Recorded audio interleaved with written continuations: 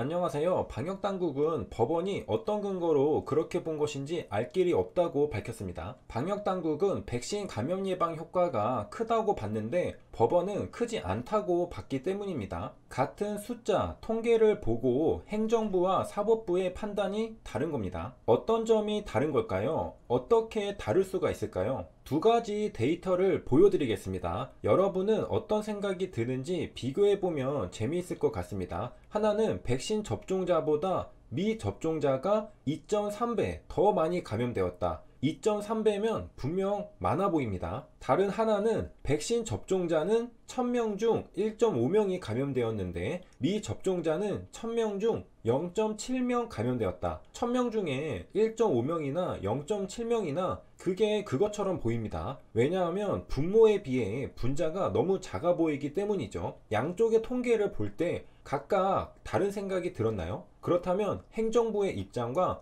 사법부의 입장을 모두 이해할 수 있습니다. 분명 2.3배는 많이 감염되는 것이라 생각이 듭니다. 그러면서도 1000명 중 1.5명이나 0.7명은 그게 그거 아닌가? 이런 생각도 듭니다. 통계를 어떻게 받아들이냐에 따라 판단이 달라질 수 있는 부분입니다. 법원은 큰 차이가 없다고 봤습니다. 1000명 중 1.5명이면 비율은 0.15%이고 1000명 중 0.7명이면 비율은 0.07%입니다. 법원은 구체적인 수치를 들어 각 집단의 감염 비율 자체가 매우 낮고 그 차이가 현저히 크지 않으므로 그러한 두 집단의 감염 비율 차이만으로 백신 미접종자 집단이 코로나를 확산시킬 위험이 훨씬 더 크다고 할 수는 없는 것이라고 봤습니다. 법원은 한마디로 2.3배이긴 해도 0.15%랑 0.07%랑 큰 차이가 없는 거 아니냐 이렇게 해석한 겁니다. 그런데 저건 분명 차이가 있는 것이라고 생각이 드는 분은 방역 당국과 같은 입장이신 겁니다. 그리고 저건 차이가 별로 없다고 생각이 드는 분은 법원과 같은 입장이신 겁니다. 이렇듯 같은 숫자를 놓고 봐도 해석은 천차만별입니다. 서울행정법원은 그 차이가 현저하다고 볼 수 없다. 그러나 정부 당국은 보건 전문가 입장에서 이는 굉장히 큰 차이, 똑같은 숫자를 두고 판단이 완전히 갈린 것이죠. 백신 이피커시를 계산해 보면서 좀 더 이해도를 높여 보겠습니다. 다른 시각에서 바라보는 것이죠. 1000명 중 1.5명, 1000명 중 0.7명 데이터를 가지고 백신 이피커시를 계산하면 53%가 나옵니다. 백신의 감염 예방 효과 54%는 크다고 보시나요? 작다고 보시나요? 애매하죠? 효과가 있다고 말하기에는 좀 떨어지는 것 같기도 하고 효과가 없다고 말하기에는 53%는 무시할 수 없는 숫자이기도 하죠. 이를 두고 일단 보건 전문가들은 유의미한 차이라는 의견이 많다고 합니다. 다른 뉴스 기사에서는 백신의 감염 예방 효과를 계산하니 57%가 나왔는데 방금 우리가 계산한 53%와는 조금 다르죠. 사용한 숫자가 조금 다르기 때문입니다. 백신 접종자 9.83명이 감염, 백신 미접종자 22.91명이 감염되었다는 데이터를 사용했습니다. 이걸 그대로 적용해서 계산하면 57%가 나옵니다. 53%나 57%나 비슷비슷하죠. 로 데이터는 똑같을 테니까 말이죠. 어찌되었든 감염 예방 효과는 50% 수준이라는 겁니다. 이게 높은 건가 낮은 건가?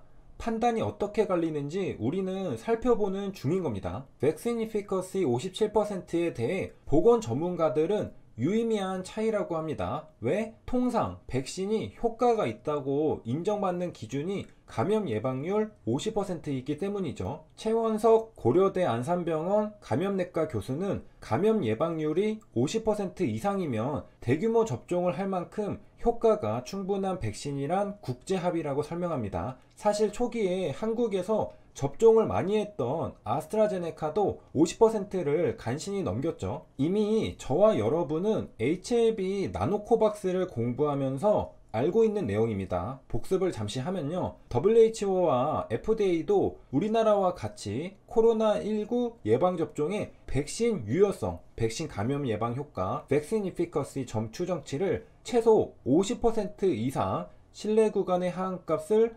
30%보다 크도록 기준을 설정하고 있습니다.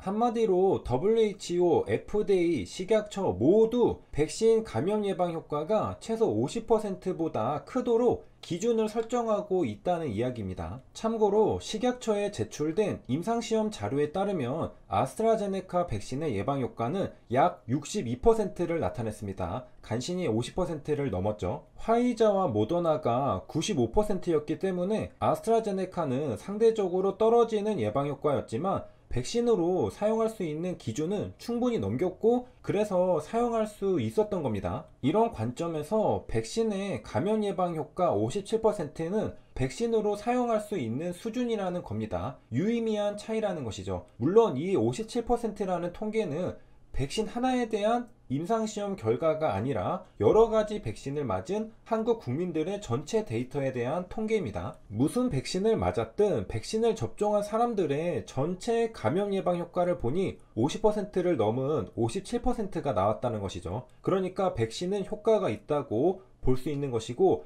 백신이 효과가 있다는 건 미접종자보다 백신 접종자가 감염이 잘 안 된다는 의미입니다. 백신 감염 예방 효과 57%의 의미는 백신을 맞지 않은 사람 100명이 감염병에 걸릴 때 백신 접종자는 이보다 57% 적은 43명만 감염된다는 의미입니다. 백신을 맞지 않으면 100명이나 감염될 것을 백신을 맞았기 때문에 43명만 감염되었다는 뜻입니다. 57명이나 리스크를 줄인 것이죠. 가만히 있으면 100명이 감염될 걸 백신 접종으로 43명만 감염되었으니 유의미한 차이라고 볼 수 있다는 겁니다. 만약 백신이 효과가 있다면 미접종자가 백신 접종자보다 감염에 취약한 게 맞습니다. 만약 백신이 효과가 없다면 미접종자가 백신 접종자보다 감염에 취약하다고 볼 수 없습니다. 저 숫자를 어떻게 판단할 것이냐가 문제죠. 그에 따라 결국 최종적으로